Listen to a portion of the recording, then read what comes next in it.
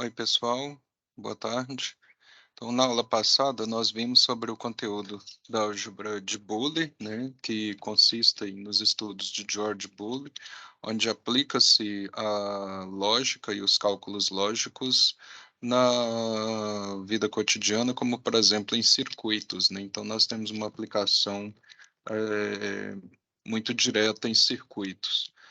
Nós vimos a tabela verdade de dois operadores básicos, né, que são o ou e o e, né? Então, o ou agora a gente passamos a utilizar o mais para simbolizar o ou, e os valores verdade, que são verdadeiro e falso, a gente passa a utilizar números, né? Que são zero para verdadeiro e um, zero para falso, desculpa, e um para verdadeiro, tá?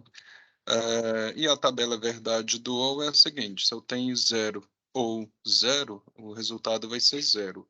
Zero ou um, o resultado é um. Um ou zero, o resultado é um.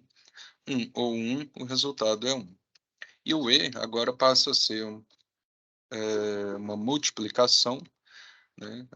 Onde zero e zero vai ter o valor zero, zero e um dá o valor zero, um e zero dá zero, e um vai dar um, tá? Então, né, para que eu tenha como resultado verdadeiro, né, o operador e exige que os dois lados sejam verdadeiros. Um e um dá verdadeiro, tá? Então, é isso que nós temos aqui, né, e vimos aí na aula anterior, né? Nós temos aqui que a tabela verdade aqui para duas entradas, né, tanto aqui do ou, né, quanto do e, tá? Então, 0 ou 0 dá 0, 0 ou 1 dá 1, 1 ou 0 dá 1, 1 ou 1 dá 1. Com isso, nós conseguimos tirar a seguinte propriedade, que 1 ou qualquer coisa vai dar 1, tá? Então, com isso, eu poderia dizer aqui, né, que 1, né, ou A, por exemplo, vai dar 1, tá? Sem perda de generalidade, nós podemos dizer que isso vale, né, para quaisquer quantidade de variáveis, tá? Então, um ou qualquer coisa vai dar um, porque eu tenho um ou ali, ok? Da mesma maneira, né, analogamente, nós podemos dizer aí que, deixa eu só apagar aqui, nós podemos dizer que zero, né, ou que zero e qualquer coisa, né, vai me dar o valor zero, tá? Então, né, quando eu tenho aqui zero e zero, vai me dar zero. Se eu tenho aqui zero e um, vai me dar zero. 1 e zero vai me dar zero. Então, vamos ver mais algumas propriedades aqui, ok? Nós podemos ver aqui o seguinte, que nós temos também uma propriedade aqui da negação, tá? Então, quando eu tenho não A, ou seja, eu nego duas vezes, é a mesma coisa de eu ter aqui A, tá? Então, se eu nego, né, aqui duas vezes, se eu nego aqui duas vezes, é a mesma coisa de eu ter A no final, né? Porque é como se eu tivesse o valor zero aqui, né? Neguei duas vezes, isso aqui vai ser igual a zero de novo. Por quê? Porque o zero negado uma vez só vai ser igual a 1. Mas como tem outra negação, quando eu nego esse 1, vai me dar zero de novo, ou falso, tá? Então, A negado duas vezes vai me dar A. Como a gente viu, né, 1 ou qualquer coisa dá 1, A ou zero dá A ou A vai dar A ou não A vai dar 1, né? Ou seja, se eu fizer um ou com o oposto, sempre vai dar verdadeiro. A e zero vai dar zero, A e 1 dá A e A dá A, e A e não A vai dar zero, porque está fazendo um e com o oposto, tá? As outras propriedades úteis aqui, propriedades básicas, são o seguinte: a comutativa me diz que não importa a ordem, tanto faz eu ter A ou B, como B ou A, o meu resultado vai ser o mesmo. Da mesma maneira, o E, tanto faz eu ter A e B, como B e A, que o meu resultado vai ser o mesmo. Uma outra propriedade interessante também é a associativa, né? Significa que eu posso isolar, se eu tiver um ou, eu posso isolar aqui apenas B ou C primeiro, como eu posso isolar A ou B primeiro, né? Como eu posso tê-los todos juntos.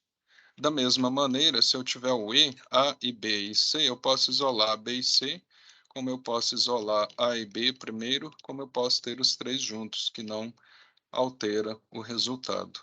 Uma outra propriedade não tão direta, mas muito interessante também é a distributiva. Eu posso ter distributiva tanto para o OU quanto para o E.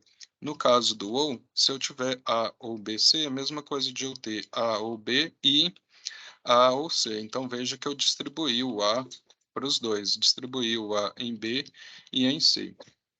É a mesma... Da mesma maneira, eu posso distribuir também o E. Tá? Eu posso ter aqui, se eu tenho A e B ou C, eu posso distribuir o E com B e com C, de maneira que eu vou ter aqui A e B ou A e C. Okay?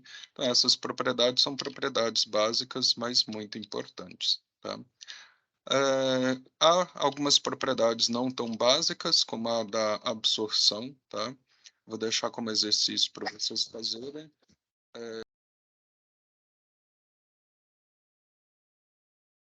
A propriedade da absorção é a seguinte, significa que se eu tenho A ou A e B, é a mesma coisa de eu ter somente A. E se eu tenho aqui A e A ou B, também é a mesma coisa de eu ter apenas A. Tá? Então, esse A absorve, né, os outros operandos. Tá? Então, essa é a propriedade da absorção. Importante em simplificação. Se eu tenho A ou não A e B, é a mesma coisa de eu ter A ou B.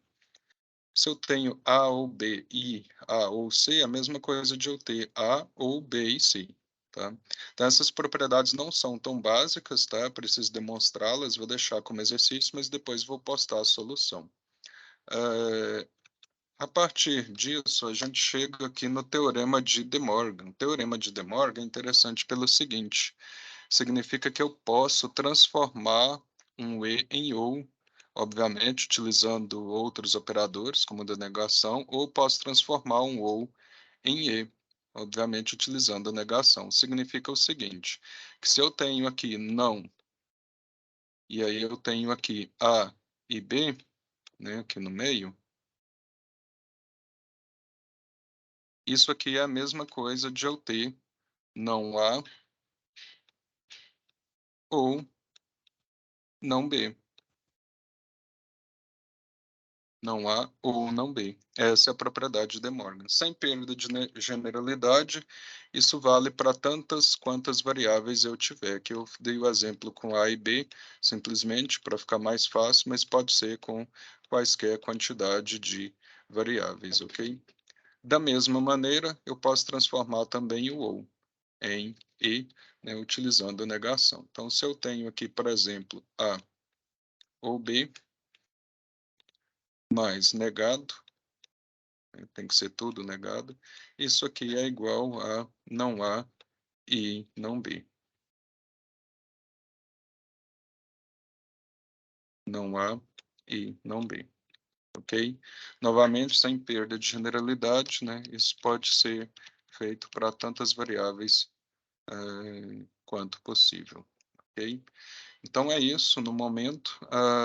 Vamos fazer exercícios para fixar o conteúdo. Tá? Com os exercícios eu postarei as soluções.